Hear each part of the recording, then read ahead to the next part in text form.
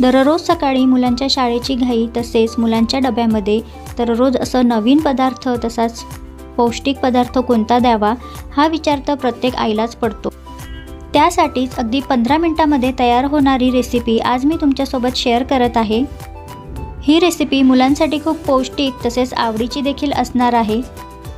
तर नमस्कार, मी वैशाली तुम्हा सर्वांचे माझ्या KSD कुकिंग विथ फन या यूट्यूब चॅनलमध्ये स्वागत करते। तर आज आपण झटपट होणारा हिरव्या मुगाचा डोसा कसा बनवायचा हे बघणार आहोत। यालाच हिरव्या मुगाचे धिरडे देखील म्हणतात। चला तर मग रेसिपीला सुरुवात करूया। हिरव्या मुगाचा डोसा बनवण्यासाठी मी इथे 1 वाटी मूग घेतलेले आहे। त्यासोबतच मी त्याच वाटीने 1 वाटी तांदूळ देखील घेते।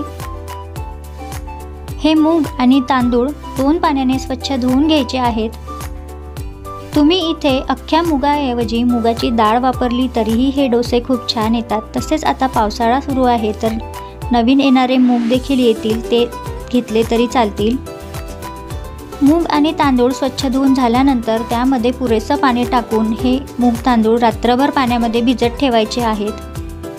हे बघा, रात्रभर पाण्यामध्ये मूग आणि तांदूळ अशा प्रकारे व्यवस्थित भिजलेले आहेत। मूग छान फुलून आलेले आहेत। हे मूग आणि तांदूळ मिक्सरच्या भांड्यामधून छान बारीक वाटून घ्यायचे आहेत। खूप अशी पूर्वतयारी या रेसिपीसाठी करावी लागत नाही। फक्त डाळ आणि तांदूळ रात्री भिजत घातले की सकाळी हे डोसे अलगद तयार होतात। मिक्सरमधून डाळ आणि तांदूळ काढताना त्यासोबतच त्याची चव वाढवण्यासाठी मी इथे 4 हिरव्या मिरच्या घेतलेल्या आहे। त्यासोबतच 5 ते 6 लसूण पाकळ्या, चवीपुरतं मीठ, कोथिंबीर हे सर्व पदार्थ एकजीव होतात म्हणून एकसोबतच मिक्सरमधून काढून घ्यावेत। पाण्याचा वापर करून हे डाळ तांदूळ मिक्सरच्या भांड्यामध्ये अशा प्रकारे वाटून घ्यायचे आहेत। मिश्रण छान बारीक वाटून झाल्यानंतर त्यामध्ये मी थोडीशी हळद टाकते, चवीपुरतं मीठ। हे सर्व पदार्थ चमच्याने व्यवस्थित मिक्स करून घ्यायचे आहेत। तांदळामुळे या डोस्याला थोडासा कुरकुरीतपणा येतो म्हणून मी इथे तांदूळ घेतलेले आहेत, नाहीतर फक्त मुगाचे देखील डोसे तयार करता येतात। सगळे पदार्थ मिक्स झाल्यानंतर लगेचच याचे आपण डोसे तयार करायला घेऊया। तवा छान गरम झाल्यानंतर त्यावर तेल टाकून सर्व बाजूंनी हे तेल पसरवून घ्यावे, म्हणजेच डोसा तव्याला चिकटणार नाही। डोसा तयार करताना एकदा चमच्याने परत एकदा हे मिश्रण व्यवस्थित मिक्स करून घ्यावे व तव्यावर अशा प्रकारे हा डोसा तयार करावा। कुठलाही डोसा तयार करताना एक टिप्स लक्षात ठेवा, हा डोसा तयार करताना मिश्रण नेहमी तव्याच्या सेंटरला टाकावे आणि चमचा फिरवताना देखील सेंटरपासून स्टार्ट करावा आणि अशा प्रकारे हा डोसा पसरवत जावा। एका बाजूने हा डोसा छान खमंग असा भाजून झाल्यानंतर हा तव्यापासून अलगद निघून येतो।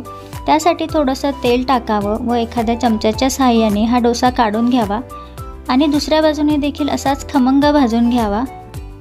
हे बघा, यामध्ये मी कुठलाही इनो, सोडा किंवा दही काहीच वापरलेलं नाही। अगदी पौष्टिक असा मुगाचा डोसा तयार झालेला आहे। या डोस्याचे मिश्रण रात्रभर फर्मेंट करून ठेवायची देखील गरज नाही। अगदी झटपट हे रेसिपी तयार होते। दोन्ही बाजूंनी छान तव्यावर हा डोसा क्रिस्पी होईपर्यंत भाजून घ्या। हे बघा, अशा प्रकारे तयार झालेला आहे पौष्टिक असा जाळीदार मुगाचा डोसा। आता आपण त्यासोबत शेंगदाण्याची चटणी तयार करून घेणार आहोत। त्यासाठी मी इथे थोडेसे शेंगदाणे भाजून त्यामध्ये 2 ते 3 हिरव्या मिरच्या, लसूण पाकळ्या, कोथिंबीर आणि चवीपुरतं मीठ घेऊन थोडं पाणी करून ही चटणी वाटून घेते। तर अशा प्रकारे शेंगदाण्याची चटणी देखील तयार झालेली आहे।